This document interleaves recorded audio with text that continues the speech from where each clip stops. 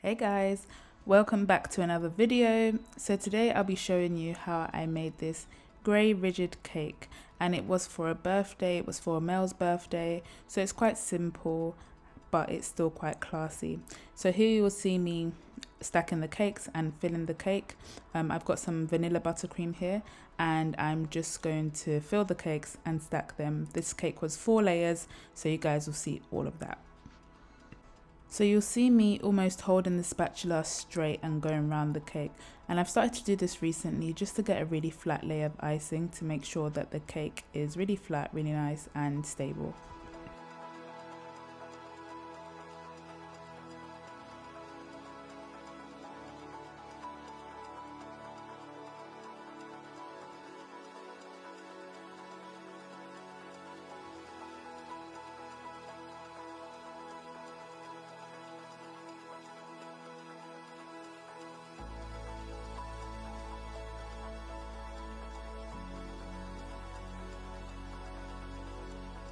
So as you guys can see, I like to be quite generous with my icing.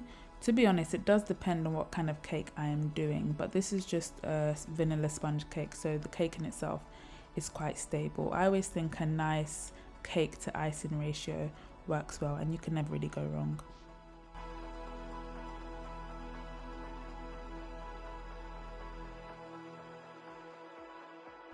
Right, so I've put on my last layer, and now I am going on with the crumb coat. So as you know, the crumb coat is almost a protective coat of the cake, and it's to keep all the crumbs of the cake in. Recently I've started to do them actually quite thinner, so not a lot of icing. I mean, you can start off with a lot of icing, but as you go in with your scraper, scrape quite a considerable amount off, and I just feel like this gives me the best base for my coloured icing. So I'm just going round icing every naked part of the cake, and I will go with my scraper to smooth that out. I'm also just using my spatula here, and I'm using my spatula to smooth out the icing that I've put on, just so when I come in with my scraper it's not scraping off chunks of the icing. So I'm going in with my spatula at an angled edge just to do that, and I'm also flattening the top of the cake. You want to make sure that you have a very flat top of the cake, or at least as flat as you can get it, right? And I'm just going in with my scraper and making this very, very smooth. So you'll see that actually I scraped a considerable amount of the icing off, and that goes back to what I was saying. I like my crumb coats now to be quite thin, so I have the best base for my second layer.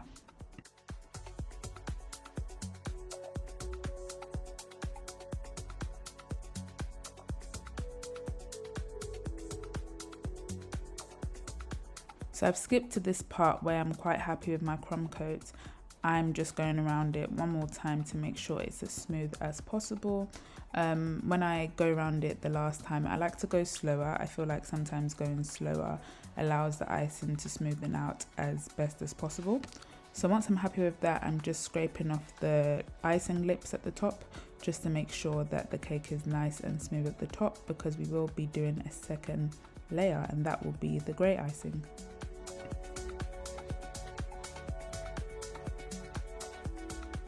Okay, so fab. I did put the cake in the fridge to chill for about 20 minutes, and now I am on to my second layer of icing. So like I mentioned, this is a grey ridged cake, so I'm going in with my grey icing. I've just coloured it with some grey food. Actually, I used black food colouring, but I just used it in very small quantity, so it's made this grey colour. And I'm just going in, spreading that icing along the top of the cake, around the sides as well, and making sure that every white part of the cake is covered. And I'm just smoothing it out with my spatula like I mentioned before, making sure that it's smooth enough for me to go in with a scraper.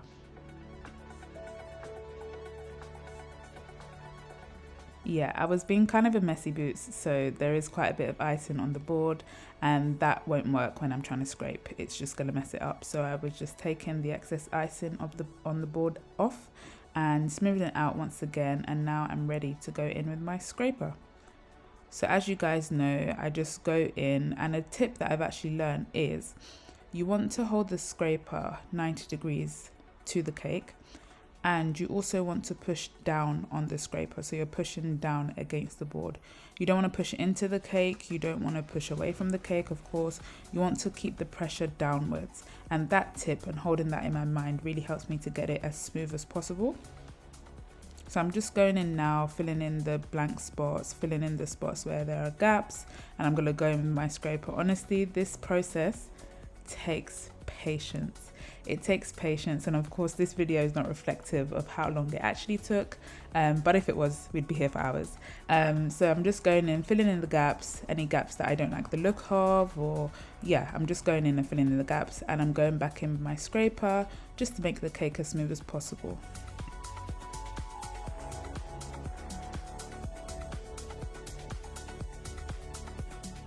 But do you know what's funny, guys? I realized in hindsight, like when I got the cake so smooth, I realized that it's going to be a ridge cake, so I did not even have to make it smooth, and I was just like, wow.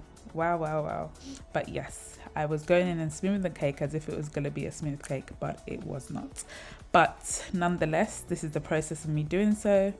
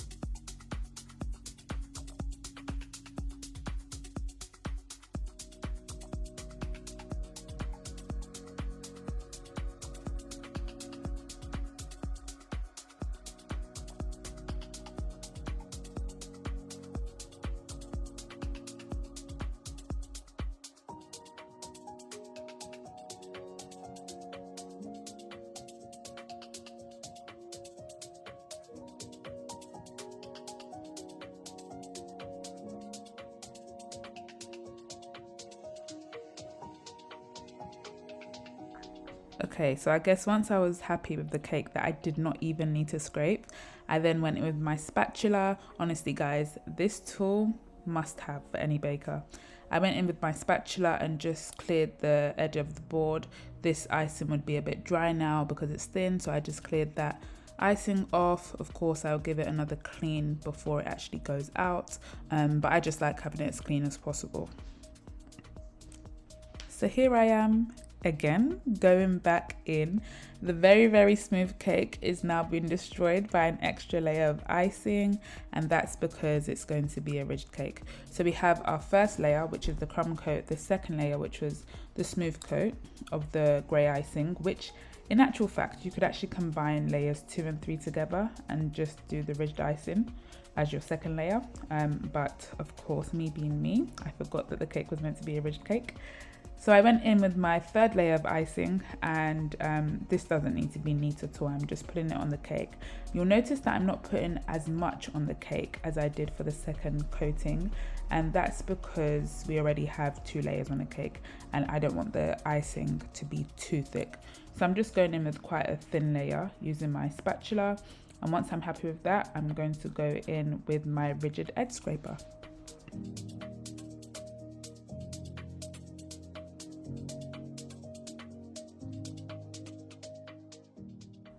So here it is, guys. I'm using the scalloped end of the scraper, I think it's called, and I'm just going around my cake, and honestly it's just a matter of patience, going round and round and round until it's as smooth as possible. You will need to break at times in order to fill in some gaps and to clear your scraper, which is what you'll see me doing now. So I'm just filling in the gaps that I'm not happy with, and once that's done, I'll go back in with my scraper and continue until all the gaps are basically filled in and the cake is, I guess you could say, as smoothly ridged as possible.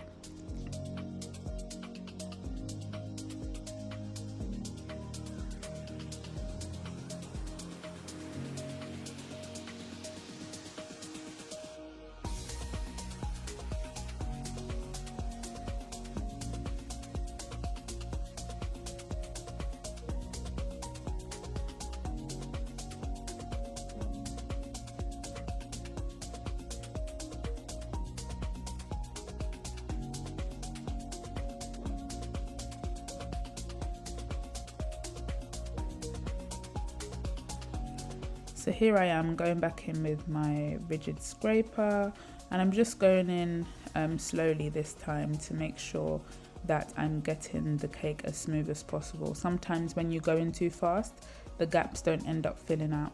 So I'm just going in as slow as possible, filling it out, and once I'm happy with it, this will go back in the fridge to harden a bit before I do the final decorations.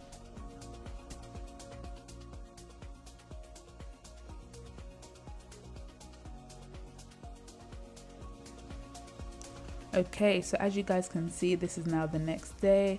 I did actually leave the cake in the fridge overnight just to chill and to freeze. I mean, 20 minutes would have done, but it was late, so I left the cake in the fridge overnight.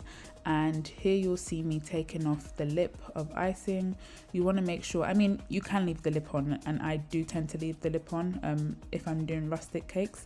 But for the look of this cake, which was just simple, classy, I decided to take the lip of frosting off. So you'll see me using my spatula once again. Honestly guys, I can't recommend this tool enough. You'll see me using my spatula again just to go in and take off the lip of icing. So another tip that I've actually learned is I used to go in with my scraper and try and do everything. So I used to take off all the lip of frosting together. However, that could cause a big chunk of your frosting to actually come off, which you don't want to happen. So what you actually want to do is do it in small increments. So you'll see I'm going in and I'm coming back out, and I'm cleaning my spatula every time so I can take off the lip of frosting in small chunks, which will mean that I get the smoothest cake as possible and there'll be no mishaps.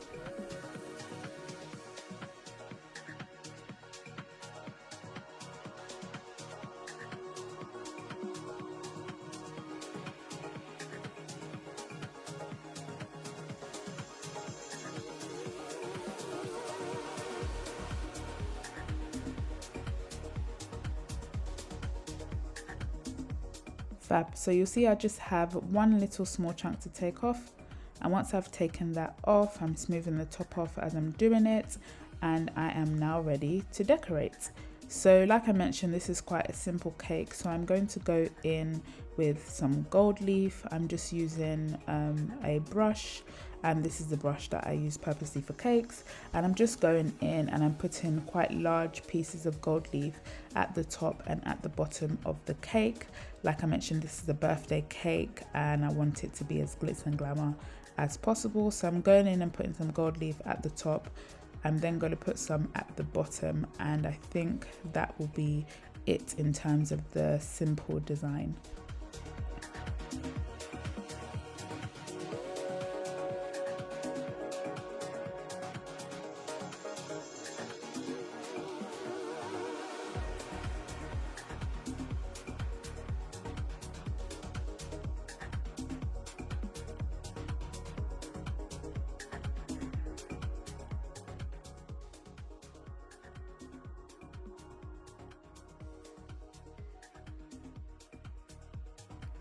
Right, so you guys get the gist of it, right? I'm just going in and putting in gold leaf at the top and at the bottom until I'm happy with it. I'm being quite delicate because I don't want to ruin the icing work.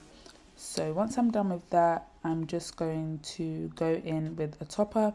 So like I mentioned, this is quite a simple cake and therefore not much decor. We just want it to be quite simple but quite classy. So I'm going to go in with my cake topper and this is just going to go on the side of the cake to give it a bit more edginess. You'll see I'm playing around with the placement, which is of course something that every baker does, but I decided to go with the side placement, and this is the final look. I hope you guys enjoy. I really love how simple but elegant this cake is. So I'll see you guys in my next video. Stay blessed, and thanks for watching.